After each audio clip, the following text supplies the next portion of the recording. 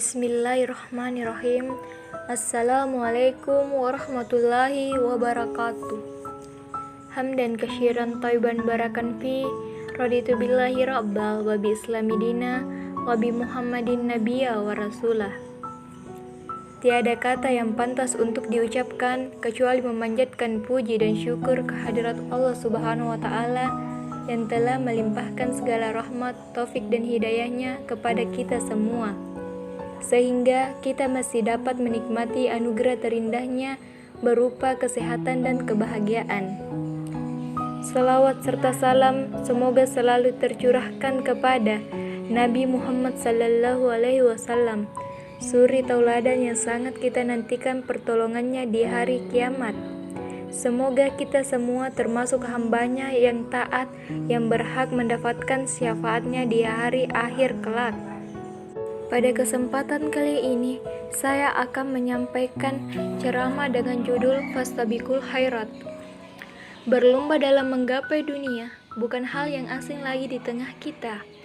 Kita dapat menyaksikan ketika orang-orang menginginkan harta, kedudukan, pendidikan yang ingin mereka dapatkan, maka mereka tak segan-segan bekerja keras demi apa yang mereka inginkan.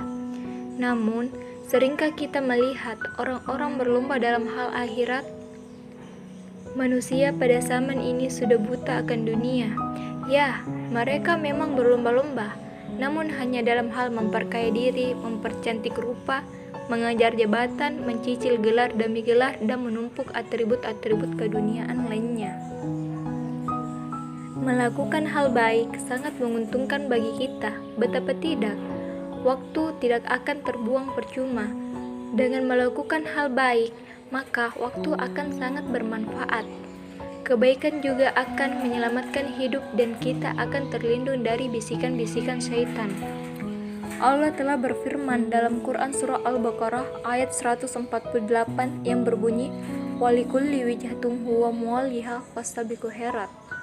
Yang artinya, dan setiap umat mempunyai kiblat yang dia menghadap kepadanya, maka berlomba-lombalah kamu dalam kebaikan.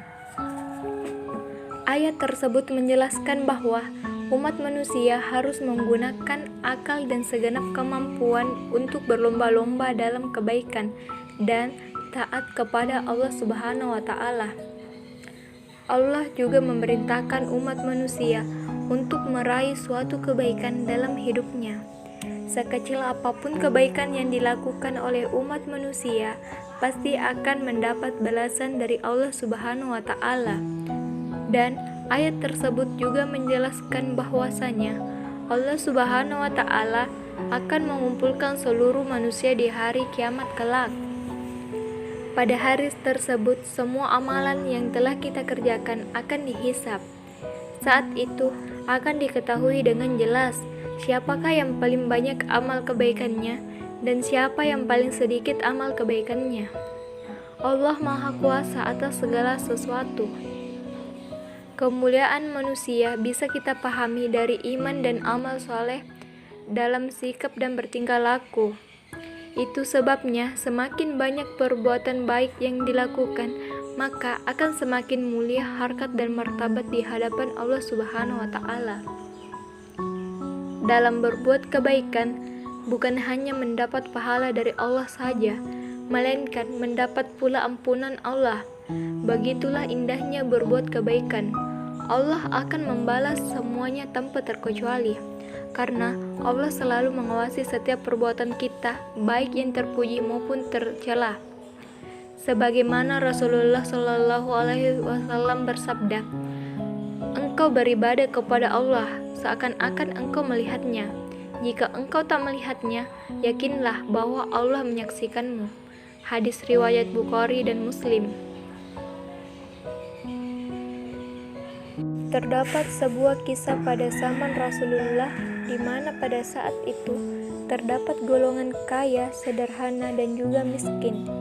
Pada suatu hari, golongan miskin datang kepada Rasul dengan bersedih dan mengatakan bahwa golongan yang beradab dapat berzakat dan bersedekah, sedangkan mereka tidak mampu.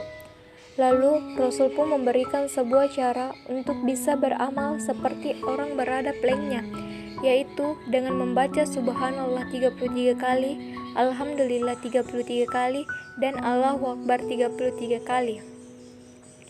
Dalam kisah tersebut kita dapat melihat bahwa dalam keadaan apapun kita pasti bisa meraih kebaikan. Tak ada hambatan dalam meraih kebaikan apapun, walaupun kita tak kaya, walaupun kita bukan miliarder, namun kita masih bisa beramal baik dengan perbuatan hati dan lisan.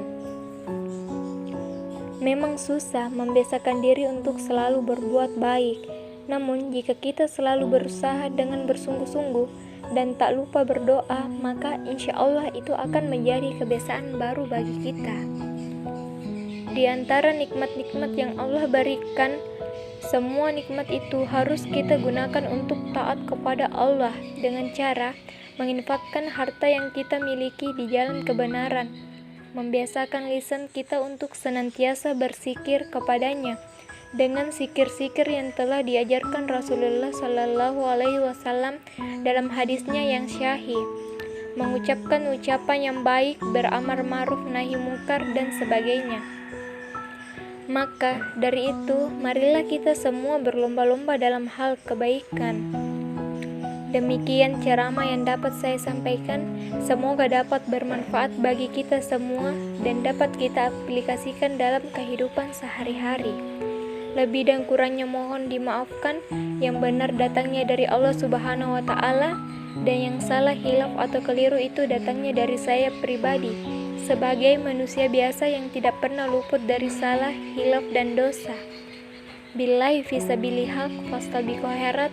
Assalamualaikum warahmatullahi wabarakatuh.